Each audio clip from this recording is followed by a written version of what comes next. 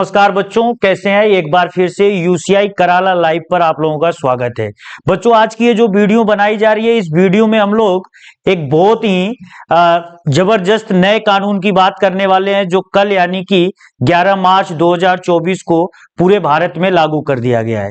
इस कानून का नाम है सीएए। सीएए का मतलब बच्चों होता है सिटीजनशिप अमेंडमेंट एक्ट। और ये सिटीजनशिप अमेंडमेंट एक्ट क्या है, इसके बारे में हम लोग यहाँ पे बहुत सारी चीजों की बात करने वाले हैं।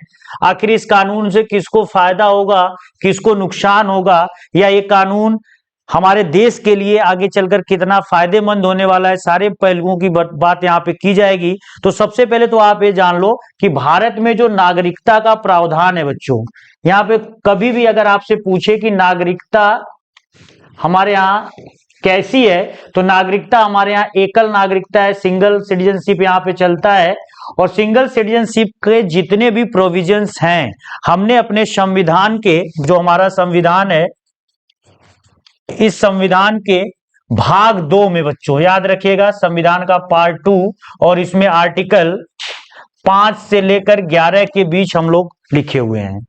तो संविधान का भाग 2 आर्टिकल 5 से 11 नागरिकता संबंधी सभी पहलुओं का जो है कि व्यवस्था करता है। नागरिकता संबंधी सभी नियम कानून यहीं पे लिखे गए हैं, और इसी को ध्यान में रखते हुए भारत सरकार ने नागरिकता अधिनियम बनाया था बच्चों।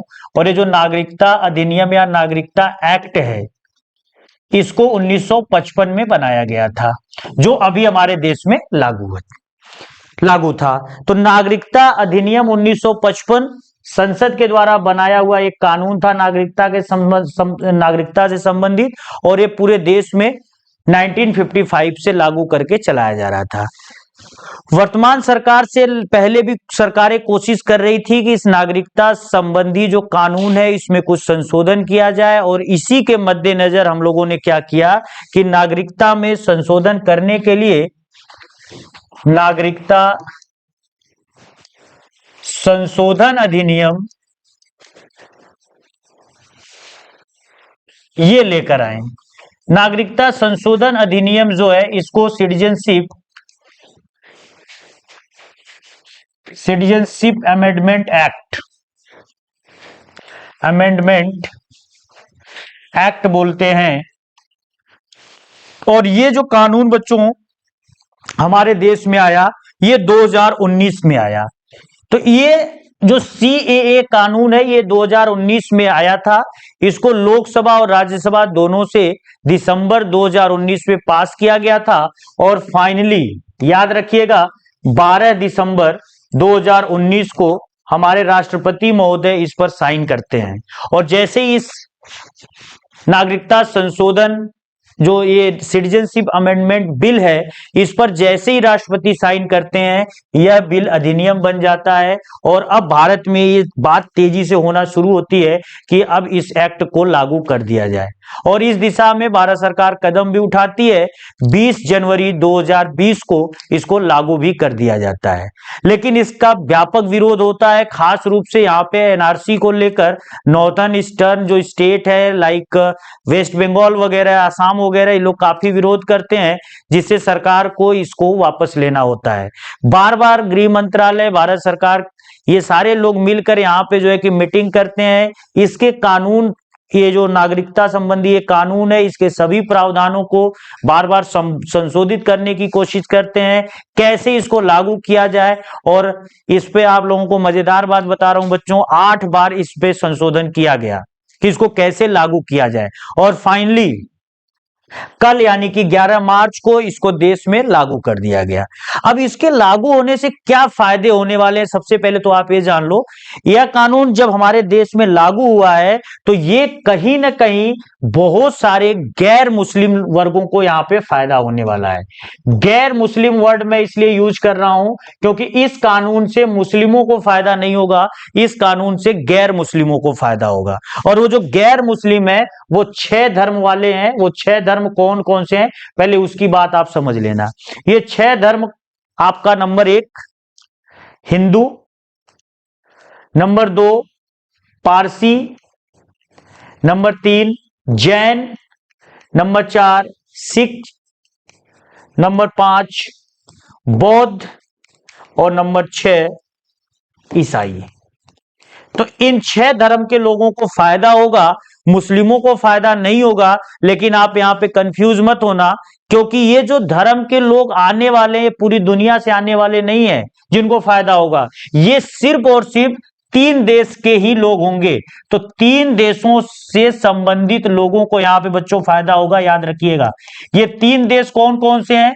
पाकिस्तान, अफगानिस्तान और बांग्लादेश।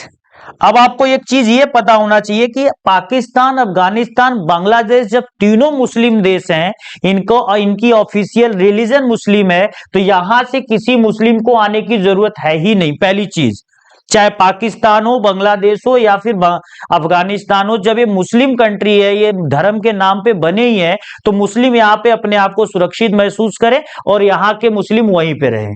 यहां पे इस देश में खतरा किनको है? जो वहां के अल्पसंख्यक हैं, जैसे हिंदू, पारसी, जैन, ईसाई, बौद्ध और सिख। और ये लगातार इन देशों से भागकर अपनी जान बचाकर हिंदुस्तान में आते रहे हैं। तो भारत सरकार इन्हीं लोगों के लिए यहां पे प्रोविजन किया हुआ है, ना कि मुस्लिमों के लिए जो यहां से आए हुए हैं।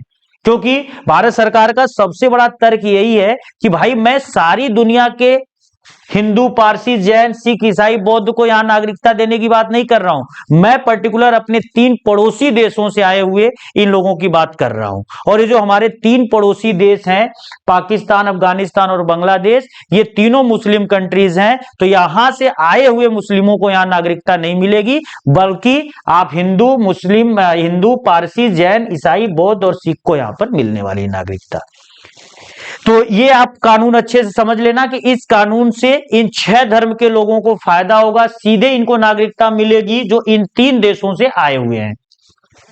और इनका जो डेट है, यहां पे तारीख भी लिखा गया है। ये तारीख बच्चों याद रखिएगा, तारीख है 31 दिसंबर 2014। तो कहा गया है कि 31 दिसंबर 2014 के पहले जो भी इस धर्म के लोग भारत में आ चुके हैं, उनको डायरेक्ट यहाँ पे सिटीजनशिप दी जाएगी। और जो इसके बाद आए हैं उनके लिए ऑनलाइन पोर्टल उपलब्ध कराया जाएगा, और ऑनलाइन ये लोग क्या करेंगे, वहां पर बहुत सारा अपना डॉक्यूमेंट्स वगैरह देकर वो कर सकते हैं, नागरिकता ले सकते हैं। अब इसमें एक चीज और आपको समझना है जो बहुत बेहद जरूरी है इस वाले पॉइंट पे, कि आखिर इस कानून के आने से पहले क्या कानून था नागरिकता गेन करने के लिए। तो नागरिकता प्राप्त करने के लिए एक हमारे यहाँ कानून चलता है जिसको हम देशीयकरण कहते हैं। देशीयकरण का मतलब बच्चों ये होता है, देखिए देशीकरण का यहाँ पे मतलब होता है भारत में रहकर नागरिकता गेन करना, यानी नागरिकता प्राप्त करना। तो नागरिकता प्राप्त करने के लिए पहले जो हमारा कानून था 1955 वाला जो कानून था, यानी नागरिकता अधिनियम, सिटीजन एक्ट 1955, और अब हम लोग यहाँ पे नागरिकता संशोधन अधिनियम लेकर आ गए हैं 2019। इन दोनों में बेसिक क्या डिफरेंस है? 55 वाला कानून कहता है कि किसी भी व्यक्ति, कोई भी व्यक्ति, यहां पर याद रखिएगा, कोई भी व्यक्ति जो 12 महीनों से भारत में रह रहा है,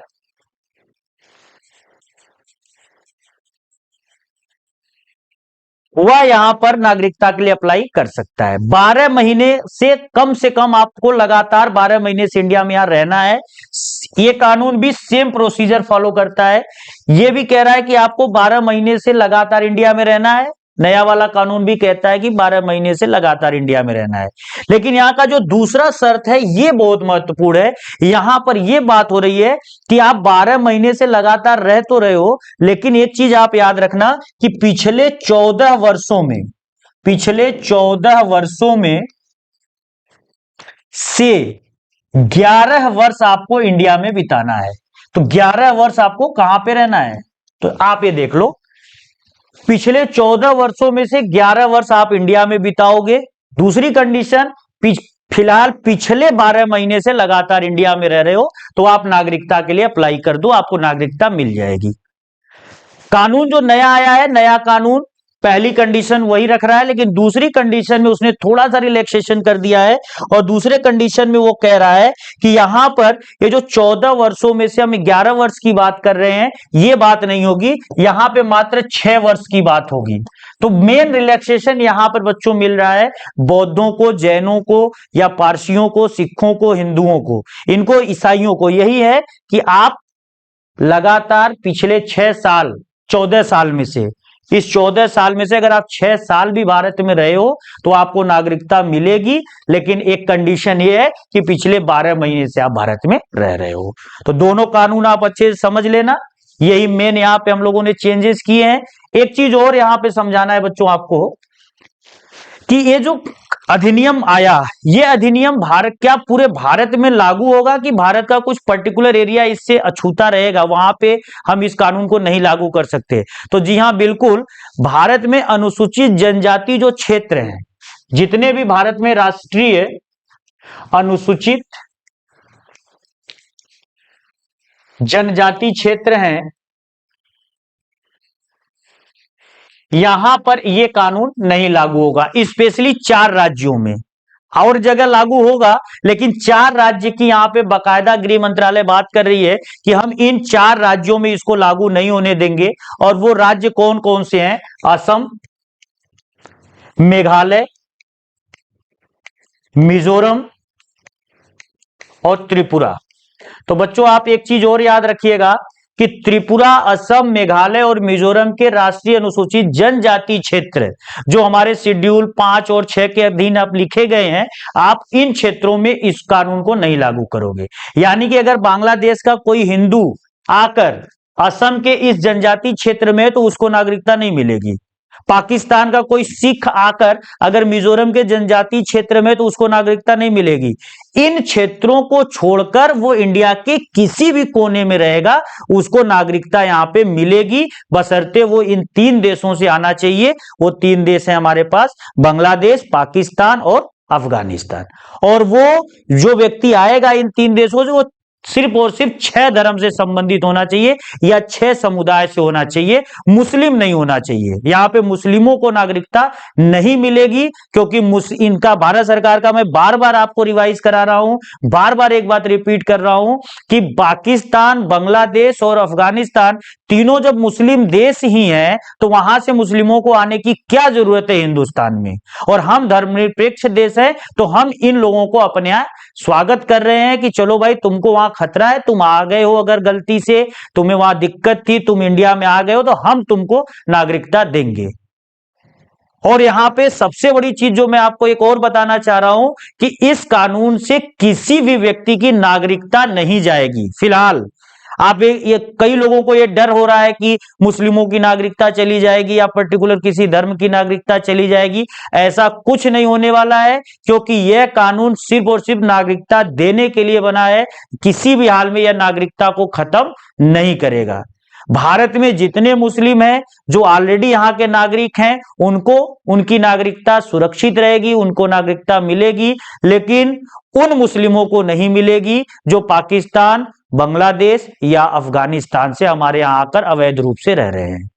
क्योंकि भारत सरकार जानती है कि सबसे ज्यादा शरणार्थी समस्या इन्हीं मुस्लिमों के कारण है, और ये जब अपने देश, इनका देश खुद मुस्लिम कंट्री है, तो अपने देश में क्यों नहीं रह रहे हैं, क्यों हमारे यहां आ रहे हैं, जबकि अपने देश में इन 6 धर्म के लोगों को नुकसान पहुंचा रहे हैं। तो बच्चों आज की ये जो वीडियो हम लोगों ने बात किया है सीएए पर, इसमें बहुत सारी चीजें हम लोगों ने डिस्कस किया। सीएए कानून है क्या, इसमें क्या मूल कानून में चेंज किया गया, इससे किसको फायदा होगा और किसको नुकसान। यहां पे सबसे बड़ी चीज, नुकसान तो किसी को नहीं होने वाला है, खास रूप से किसी भारतीय को नुकसान नहीं होगा। इसमें नुकसान उन मुस्लिमों को है जो पाकिस्तान, बांग्लादेश और श्रीलंका से, अफगानिस्तान से हमारे यहां आए हुए हैं अवैध रूप से, उनको यहां पे नागरिकता नहीं मिलेगी। तो बच्चों, अगर आपको इस सेशन से या इस कानून से रिलेटेड अगर कोई और डाउट हो तो आप कमेंट बॉक्स में जरूर क्वेश्चन पूछिएगा। हमारे एक्सपर्ट आपको इसका जवाब देने की पूरी कोशिश करेंगे। और पूरे देश में सौहार्दपूर्ण माहौल बनाए रखिए। मैं बार बार कह रहा हूं, इस कानून से किसी को कोई खतरा नहीं है, किसी की नागरिकता नहीं जाएगी। तो अपने देश प्रेम को ऐसे ही बढ़ाते रहिए। तो बच्चों, आपको लगातार ऐसे और अगर जानकारी भरे वीडियोस चाहिए, इनको देखना है, जानकारी चाहिए, तो हमारे चैनल के साथ जुड़िए, हमारे चैनल को सब्सक्राइब करिए, ऐसे वीडियोस को लाइक करिए ताकि हमारा उत्साह बढ़े और हम आपके लिए और भी धमाकेदार वीडियोस जो नए नए करंट इश्यूज हैं उस पर बनाएं और आपके लिए जो है कि लगातार बेहतरीन जानकारियां प्रस्तुत करते रहे। धन्यवाद।